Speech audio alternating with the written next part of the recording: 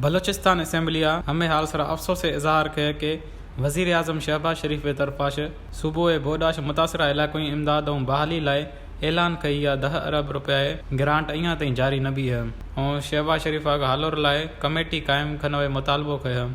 कायम मकाम स्पीकर सरदार बाबर खान मूसा खेल सदारत इजलास कोरम फीलो नबी वजहाश मुकम्मल एजेंट हुए सरा बहस न भी सके हमेश पहिरों 1 कलाक लेट आश शुरू भी है अरकान असम्बली बलोचिस्तान हाई कोर्ट और वफाकी शरई अदालत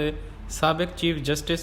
जस्टिस मोहम्मद नूर मस्कान जइए कत्ल मजम्मत कया हमा सिक्योरिटी ऑपरेशन लापता मर्द में मुबीना मिरग सरा तशवीश इजहार कई मामलो तहकीकात लाए जुडिशनल कमीशन ठाह गए मुतालबो कया पॉइंट ऑफ ऑर्डर सरा हालोर कई Balochistan national party Mengal BNPM opposition leader Nasir Ahmad Shahwani गुश्त के बोडाश मुतासरा इलाको नींद ज़ेरे आब हमाया गुशई के हमाया अलावा कोयटा और सूबे दुमी इलाकों में डकैती और चोरी वारदात इजाफो भी में कत हमाया वधिक गुश्त के बलोचिस्तान